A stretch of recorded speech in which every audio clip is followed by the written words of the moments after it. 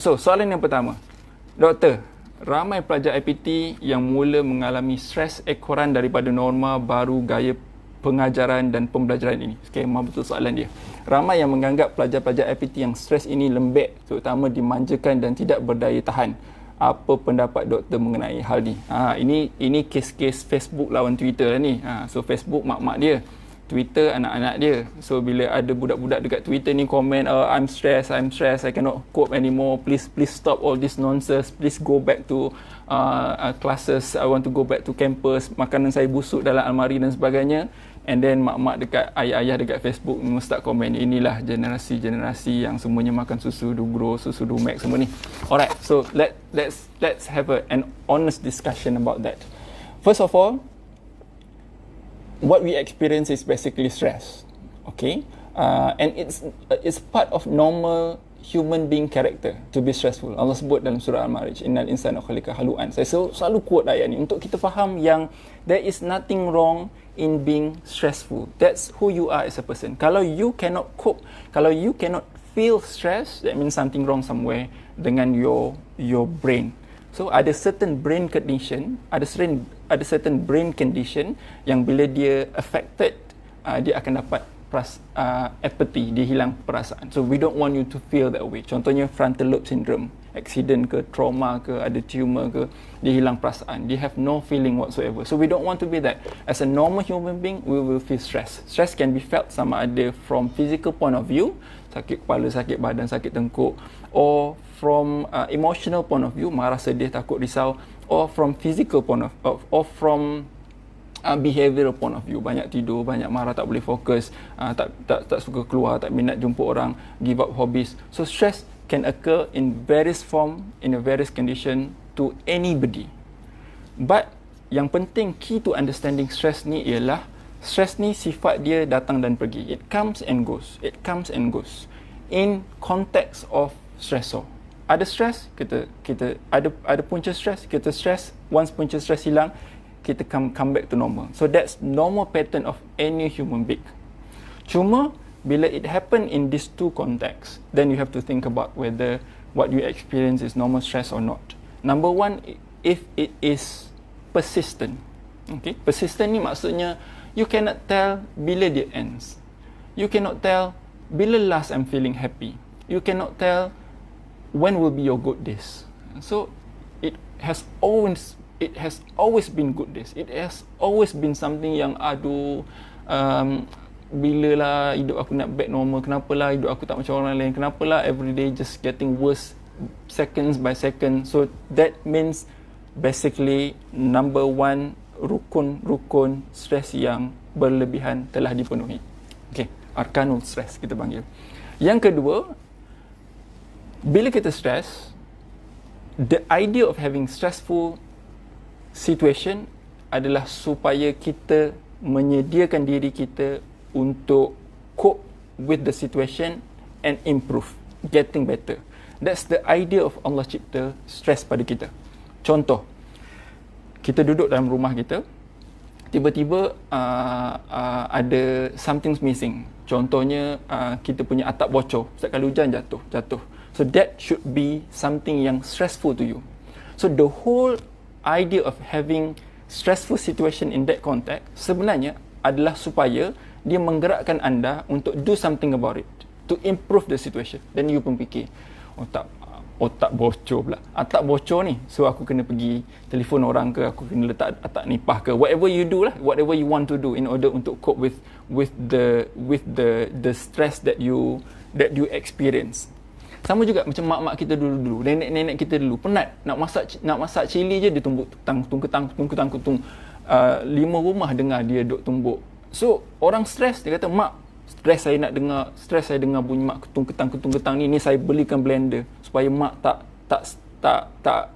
tidak mengganggu pencemaran, tidak menghasilkan pencemaran bunyi lagi. So mak dia pun blend. So that is essentially the role of stress. Tapi kalau bila kita stress, instead of making things better, kita make things worse, or things getting worse as a result of kita feeling stressful tu, that basically means that your stress is already come to the point of pathological. Maksudnya your stress has impacted in your life in such a way that you need to do something about it. Okay, so kalau tanya normal ke saya stress ni doktor? Yes, stress tu normal. Tapi kalau you ada dua rukun yang saya sebut tadi tu, that means you need to do something about your stress. Now, apa kaitan stres dengan productivity? Tadi saya sebut tentang bila kita stres, sepatutnya kita makin produktif. Dia punya relationship dia macam ni. Sorry lah, saya akan menggunakan cara yang paling primitif sekali. Dia punya relationship dia should be macam ni. Okay. Okay. Inverted U shape. Apa maksud inverted U shape dekat sini? Maksudnya bila tak ada langsung stres, kita tak akan perform. Makin banyak stres, kita akan makin improve. Okay, nak exam, stres, kita makin sungguh sikit study. Kawan ajak, kita terus, insyaAllah, aku akan ada kat sana 5 minit sebelum masa bermula. Sebab nak kata exam ni, nak stres ni. So, daripada tak pernah datang kelas, turn up kelas 5 minit awal, tak pernah baca buku, tiba-tiba duduk bawah tangga baca buku. So, kita makin getting better. Tapi, kalau the amount of stress tu has surpassed kita punya optimum level, kita akan start going down. Okay, kita akan start going down. Okay, bila kita start going down, that basically means bila stress makin increase, kita punya level of performance makin turun. So maksudnya everyone has dia punya optimum. So once dia pass that optimum, dia akan start exhausted. And kita panggil exhaustive phase. And so ini yang kita kena be aware of. And contoh, ada orang ada 5 assignment dia boleh cope.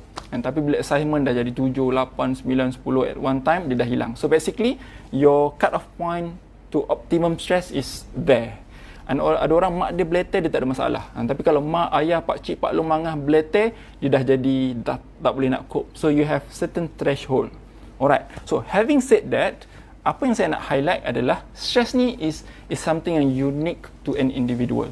So ada orang kata, lembik lah kau ni, tu pun tak boleh nak cope. Lembik lah kau ni, tu pun tak boleh nak deal. Aku okey je.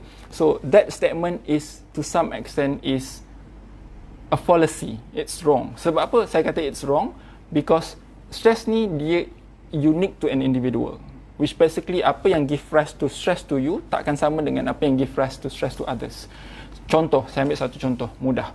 Somebody, dia drive kereta, dia parking dekat depan pejabat pos, dia lupa nak bayar, dia pergi pejabat pos. Bila dia balik-balik, dia tengok dia kena saman. Dia kena saman kat polis 150. Saya lah tu. Tak bayar, tak letak parking tiket. Kena saman 150. Now, for somebody yang gaji dia maybe 10,000 a month. Lepas tu dia buat pula business online, jual pokok ke, dia jual kuih ke, dia jual karipat frozen ke, dia dapat pula another income 20,000 a month. Lepas tu dia pula ada downline, dia punya kuih, cuku, dia punya Tupperware, downline dia every month dia akan dapat passive income another 3,000. So in a month dia punya income dia roughly tambah tolak 30,000. So for that person 150 ni nothing. So dia kata, kena saman? Oh loh, apa tak saman lagi? So dia feel nothing about it.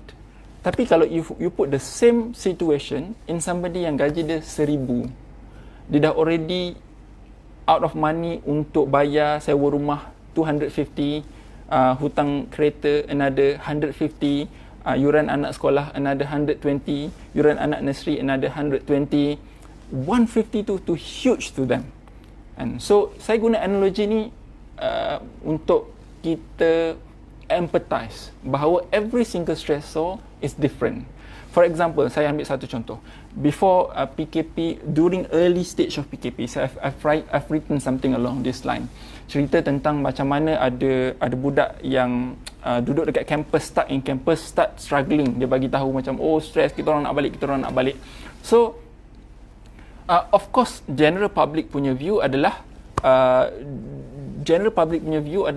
kita orang ni duduk dekat rumah, bertahan, tak nak bagi COVID-19 semua tu, dia suka-suka hati nak balik kampung lah apa. Dia ingat ini cuti gawai ke, cuti raya haji ke apa, nak suka-suka hati balik kampung. So of course, if you view the situation from that perspective, of course you would agree with that person punya statement. Tapi if you look at that another person punya viewpoint, this may be somebody yang mak dia tinggal seorang dekat kampung, mak dia sakit, mak dia putus bekalan ubat, mak dia tak ada siapa-siapa nak bawa dia untuk going back to hospital to pick up a prescription and what not. So basically everyone is different. So point saya adalah, number one, stress is unique to individual. Kedua, stress ni bersifat dynamics.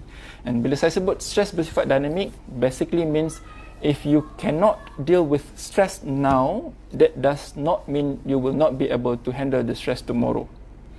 If you cannot manage the stress bila you are a degree student, that does not mean you will not be able to cope with stress when you are master. As simple as that. Kenapa? Kerana ability untuk cope with stress ni is something that can be learned. Dia bukan entirely by nature. Dia bukan berlahir-lahir, kau ni memang dilahirkan sebagai seorang yang tidak boleh mengendalikan stres. No, there's no such thing. Our brain, kalau belajar psychiatry, ada satu konsep dia panggil neuroplasticity. Neuroplasticity ni is basically means that you can shape and mold your brain. Anda tak pernah tulis tangan kiri. You born lahir-lahir je tangan kanan. Dia beranak tu dekat tangan kanan dia dah ada pen dah. Nak kata very right-handednya dia. Tapi if you spend enough time to train yourself to write with your left hand, even though you may start very awkward, tapi after some time, your brain will be able to switch to a left-handed person. This is scientifically proven. Okay? Bukan saya nak cerita pasal macam mana nak tukar jadi tangan kanan, tangan kiri. Dah buat apa? Dah selesa tangan kanan, guna je lah tangan kanan. There's no point untuk struggle kanan dan kiri. Bukan boleh buat nota kiri kanan pun kan. But what I'm saying is the brain is plastic, which basically means if it is truly if it is true, jenuh nak cakap orang putih, if it is true that you have struggle and problem in coping with stress, that is not the end of the world. You can still spend some time and take some effort to learn how to cope with your stress. Dan sebab tu ada orang tanya saya persoalan, doktor, saya baru sekolah menengah tapi dah start deal dengan isu bully lah, saya jadi stres, saya dapat depression, kena makan ubat masa sekolah menengah, nanti kalau saya masuk degree mesti lagi teruk kan doktor? My answer is, it may not be true. Sebab apa?